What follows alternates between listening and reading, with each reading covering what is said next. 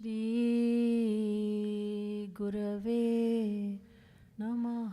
श्री गुरवे नमः। श्री गुरवे नमः। श्री गुरवे नमः। श्री गुरवे नमः। श्री गुरवे नमः। आचार्यं मां विजानीयान् नावमन्येत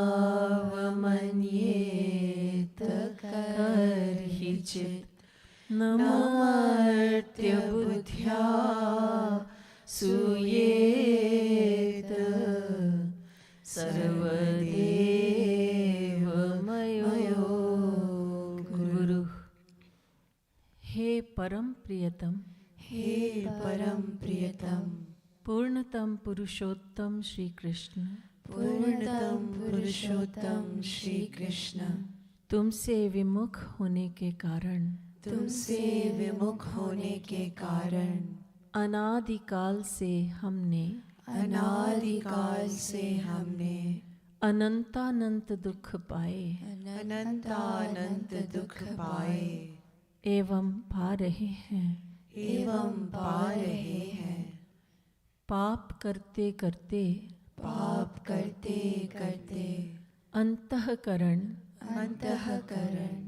इतना मलिन हो चुका है कि रसिकों द्वारा यह जानने पर भी कि तुम अपनी भुजाओं को पसारे, अपनी वात्सल्यमयी दृष्टि से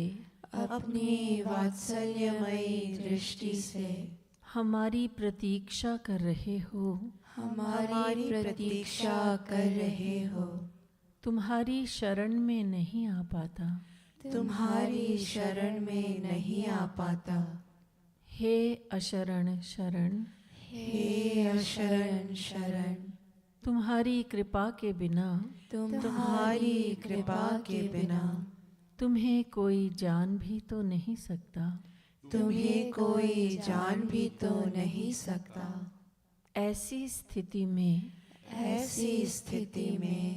हे अकारण करुण,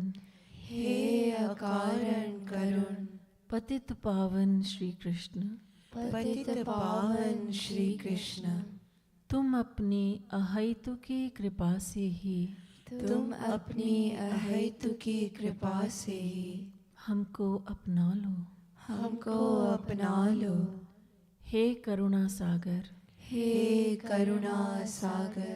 हम भुक्ति मुक्ति आदि कुछ नहीं मांगते। हमें तो केवल तुम्हारे निष्काम प्रेम की ही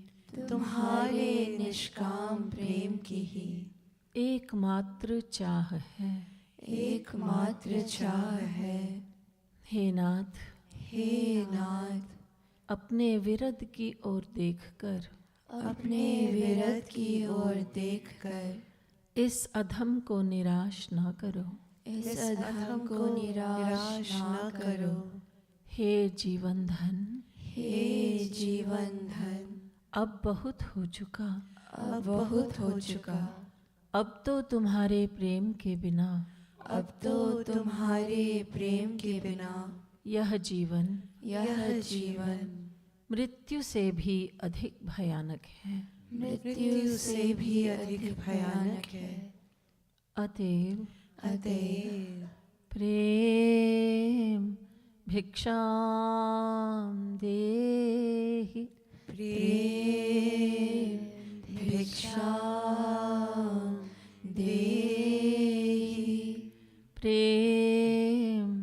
भिक्षाम देहि, भिक्षाम देहि। प्रेम भिक्षां देहि, प्रेम भिक्षां देहि। बोलिए साकेत बिहारी श्री राघवेंद्र सरकार की जय। जय। वृंदावन बिहारी श्री यादवेंद्र सरकार की जय। श्रीमद् सद्गुरु सरकार की जय। जय जय श्री राधे, जय जय श्री राधे, जय जय श्री राधे।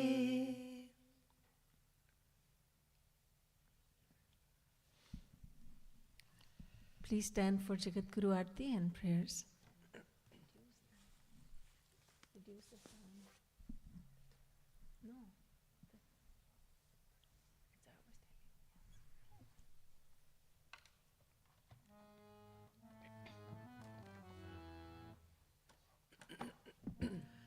जयति जगद गुरु गुरुवर की, गाओ मिले आरती रसिक वर की।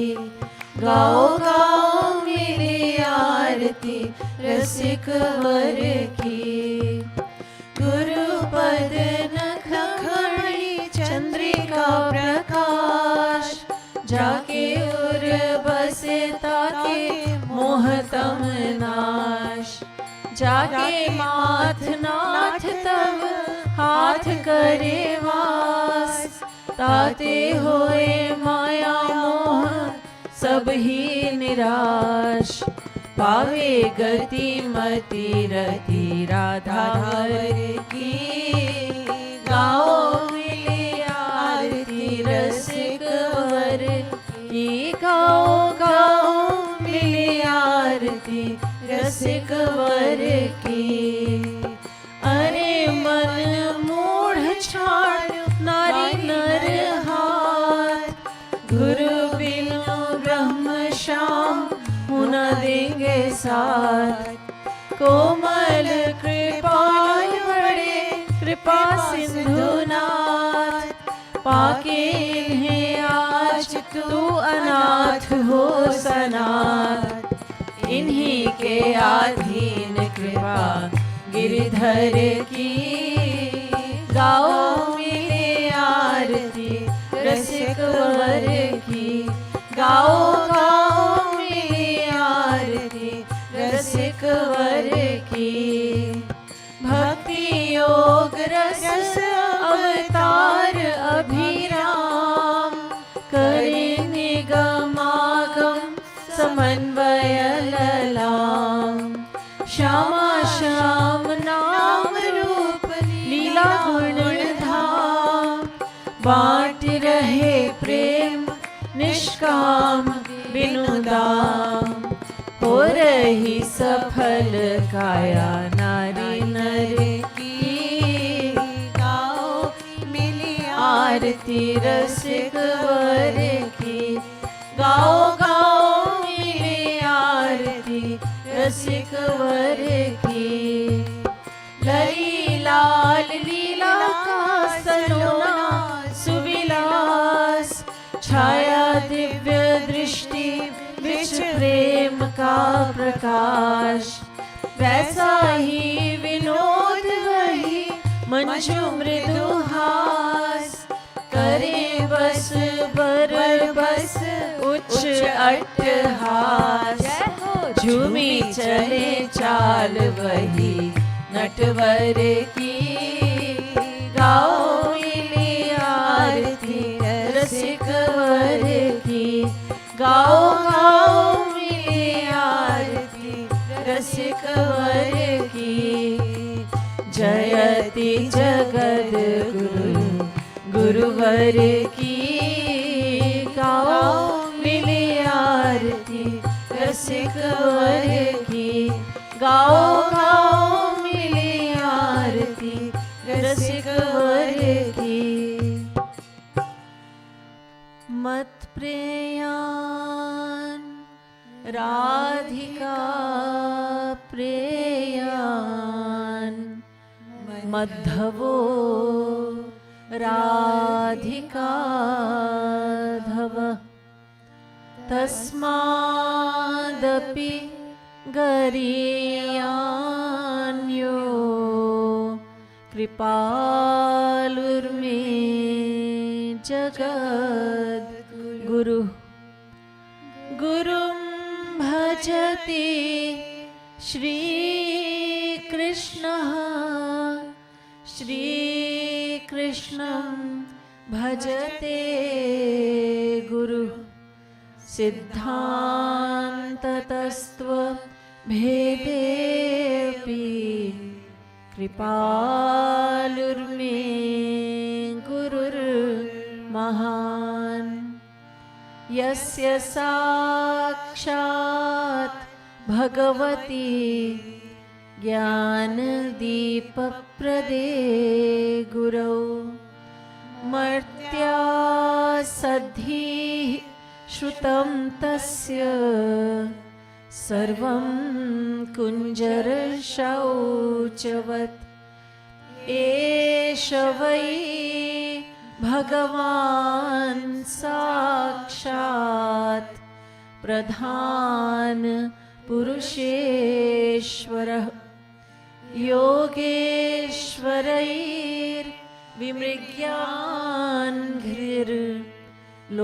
योगेश्वरैर्विमृग्यान्घ्रिर्लोकोऽयं मन्यते नरम् यमुना निकटतटस्थित वृंदावन कानने महारम्ये कल्पद्रुमतलभूमौ चरणं चरणो परिस्थाप्य तिष्ठन्तं घननीलं स्वतेजसा भासयन्तमिह विश्वं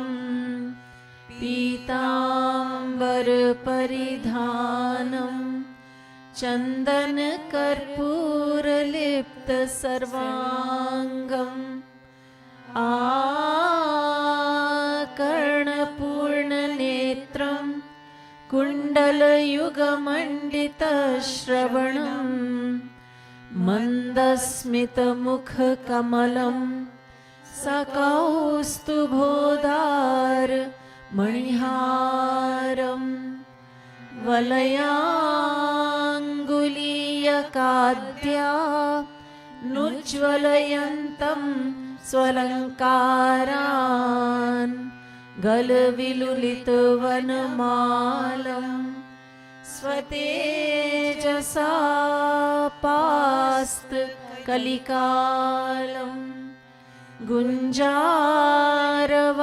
गुञ्जारवालिकलितं गुञ्जापुञ्जान्विते शिरसि भुञ्जानं सह गोपैः कुञ्जान्तर्वर्तिनं नमत मन्दारपुष्पवासित मन्दानिलसेवित परानन्दं मन्दाकिनीयुतपदं नमत महानन्ददं महापुरुषं सुरभीकृतदिग्वलयं सुरभिशतैरावृतः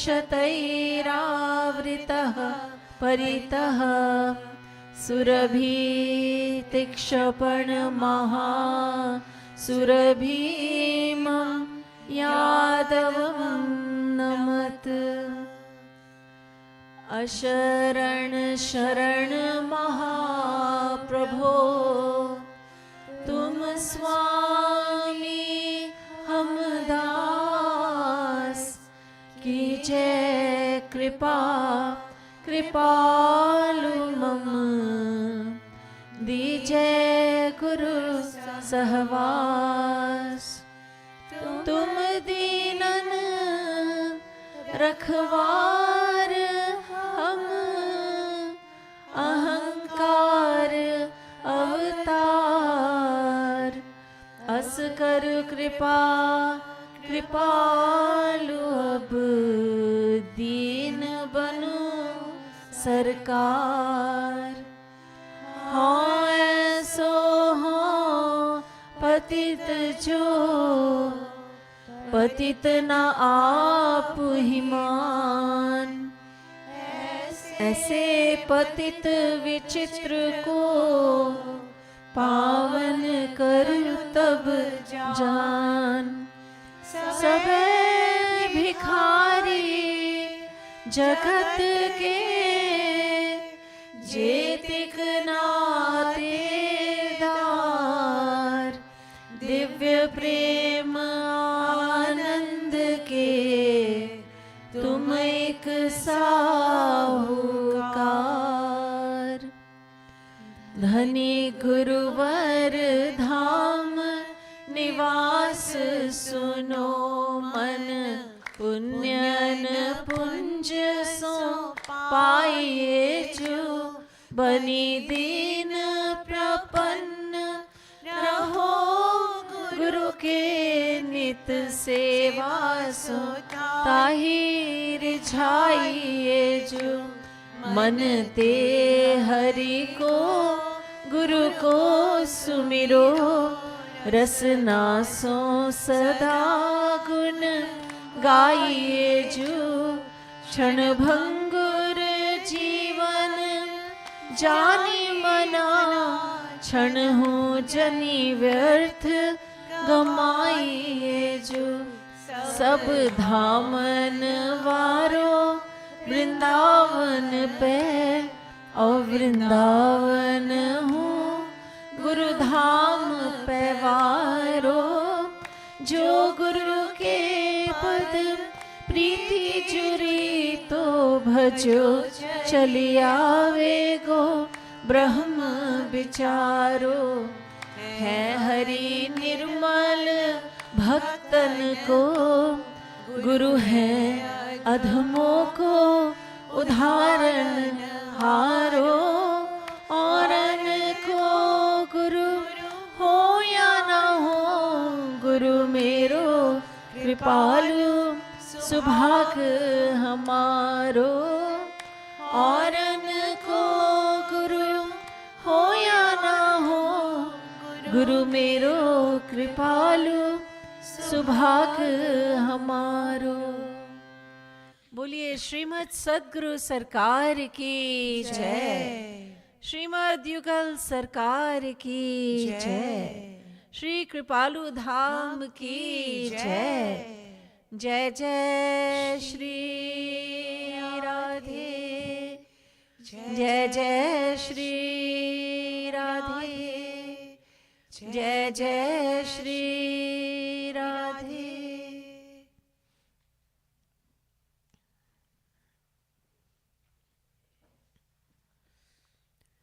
Today we are using book number 2. Please turn to page 106. पृष्ठ संख्या 106, book number 2. The words will be projected on the screens as well as the meanings. अब तो कृपा करो Shri Radhe. Kripa or grace or mercy is extremely important to the devotee. The devotee always begs God for grace. It's a different matter altogether that God has graced us in every possible way already. God has given us the human form of life, which is the rarest form of life. Page 106. It is the rarest form of life. Even Devtas in the celestial abodes, such as Indra, Varun, Kuber, even they beg the Supreme Lord to grace them with the human form of life. Because it is only in the human life that we can worship God and we can turn our mind towards God, surrender to God, and attain the ultimate aim of life, which is to attain God realization. It is only humans who can do that. Not even Devtas, who have far greater intelligence than humans. Not even they have this right. They belong to what is called Bhog yoni, which means that they are merely reaping the consequences of actions they have already performed in countless previous lives. But they do not have the right to perform kriyaman karma. These are the actions that bear fruit, fruit-bearing actions. They don't have the privilege of performing those actions. Humans, on the other hand, belong to what is called karma yoni, which means that although we are reaping fruits of our actions performed in previous lives, yet we also have the privilege of performing new actions. Those are the kriyaman actions, kriyaman karma. So we have the ability, if we take advantage of it, we have the ability to right all the wrongs. Let's say that a person thinks, I've done a lot of sins, performed many sins. We have all performed countless sins in the past, but now I wish to remedy that situation. So now the individual he has the right, he has the privilege of performing wonderful actions that will force God to forgive the countless previous actions. That's what a devotee does. When he surrenders to God, he goes step by step, he goes little by little, and then he becomes a true lover of God. And then when he falls absolutely in love with God, when he surrenders his mind completely to God, then God says, you know what? I am going to burn the file of countless sins and virtuous actions you have performed in the past. Because you see, if those files are not burnt, if God does not burn all those sinful as well as virtuous actions, then that individual will have to go to Swargalok, the celestial abode, time and time again due to the virtuous actions, and he will go to hell time and time again as a consequence of the sinful deeds he has performed. So God says, I will just give you a clean slate. I will just wipe everything off, wipe everything away. All your actions of the past, I will erase them. And then the individual goes to God. So only humans have the privilege of attaining God realization. For this reason, every individual soul, the other embodied beings, besides humans, they all want the human form of life. They beg God for it. Because this human form of life is the most precious, it is the most desirable, it is the most valuable form of life. So God has given us this very coveted form of life, human form. On top of that, we have been graced by countless other graces. We have received countless other graces. When we were not even yet born, when we were in the womb of the mother, God protected us. How does that child remain alive? Hanging upside down in the mother's womb, how does that child remain alive if not by God's grace? God makes it possible for that child to keep on receiving nutrition from the mother's body. And then when the child is born, it's a miracle, if you think about it, that milk is produced in the mother's body. How is that possible? It's possible only through the grace of God. And by the time that baby, that child, has teeth, now she's ready to eat many different foods, then God has already arranged for so much food stuff. So many grains, so many vegetables, fruits, so much is there. God lives within the heart of every living creature, and he notes down our actions. We don't pay God anything for that. That is an act of grace. And God gives us the fruits of our actions. Avashyameva bhoktavyam kritang karma shubha shubham. Every action, virtuous as well as sinful deeds, there will be a reaction to each and every action. God does that. If we say, well, I wish God were not looking at everything I'm doing because I'm performing a lot of sinful deeds, then if God were not to do that, if God didn't do that, then what would happen is that if someone surrenders to God, God will not notice that as well. He will not take note of the devotional acts either. And then how will we ever receive God realization? How would we ever reach God? So God takes note of each and every action, each and every moment. God is looking at us, paying attention, and noting down our thoughts, which are called actions. Actions are called thoughts. I should say that thoughts are considered to be actions. in the eyes of God. So God is looking at each and every thought that we ever entertain. There are so many graces. These are just some of them. God provides free oxygen, water. So much is given to us without us even thinking about it. We cannot even fathom the unlimited graces of God that we have been given.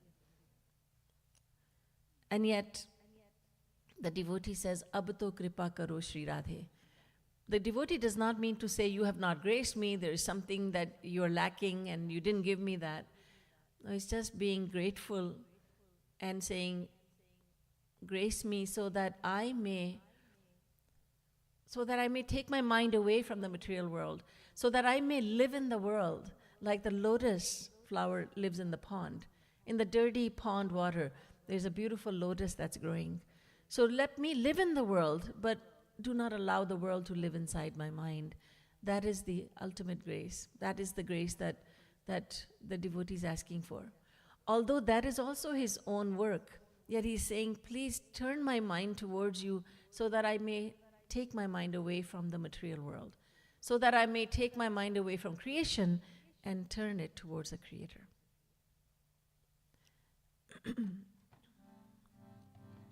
Before we begin, can I ask you all to not leave a gap in the middle? Just come forward on both sides, please.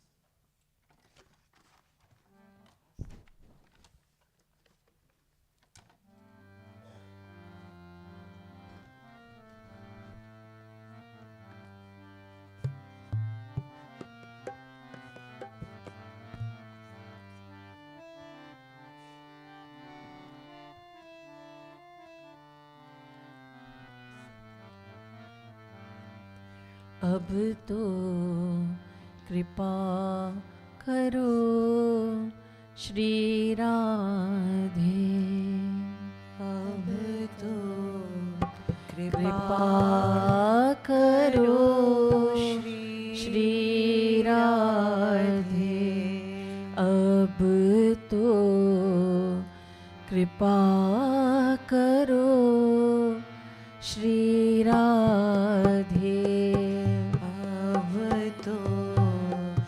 कृपा करो श्री राधे, अब तो दया करो श्री राधे, अब तो दया करो श्री राधे, अब तो दया करो श्री राधे, अब तो दया करो श्री राधे, अब तो कृपा करो श्री राधे, अब तो कृपा करो श्री राधे, तुम्हारे द्वार परो श्री राधे, तुम्हारे द्वार परो श्री राधे, तुम्हारे द्वार परो श्री राधे, तुम्हारे द्वार परो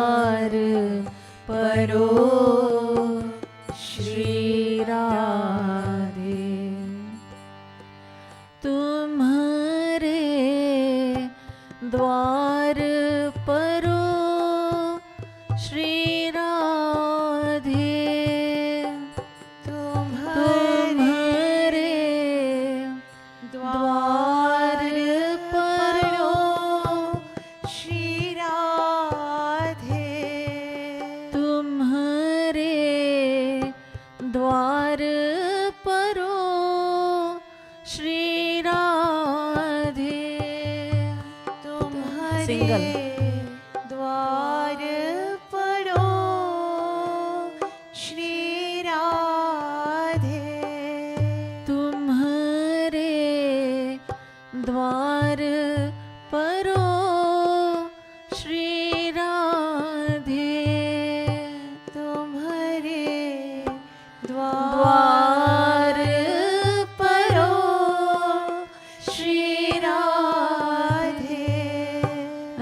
राधे राधे राधे राधे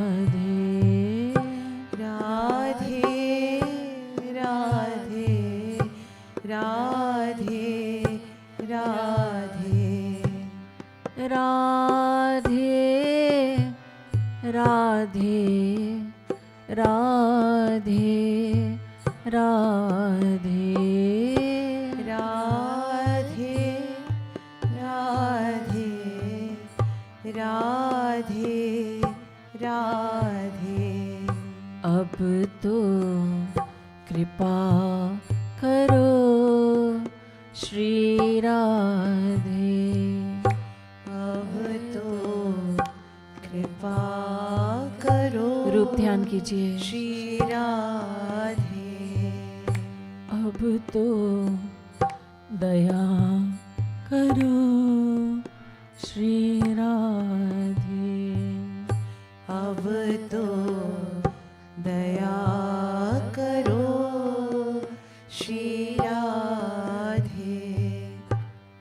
जात त्रिताप जरो श्री राधे, जात त्रिताप जरो श्री राधे, जात त्रिताप जरो श्री राधे, जात त्रिताप जरो श्री राधे। माया मोह हरो श्री राधे, माया मोह हरो श्री राधे, माया मोह हरो श्री राधे, माया मोह हरो श्री राधे, माया मोह हरो श्री राधे, माया मोह हरो श्री राधे, माया मोह हरो श्री राधे, माया मोह हरो श्री राधे।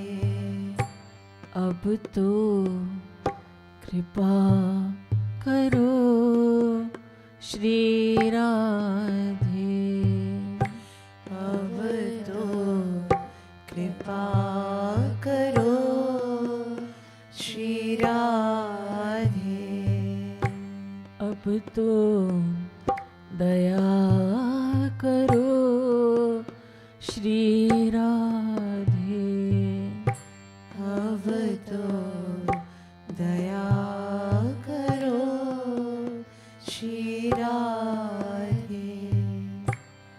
ममूर महा बिहरो श्री राधे, मम उर मह विहरो श्री राधे, ममूर महा बिहरो श्री राधे, मम उर मह विहरो श्री राधे, ममूर महा बिहरो श्री राधे, मम उर मह विहरो श्री राधे, ममूर महा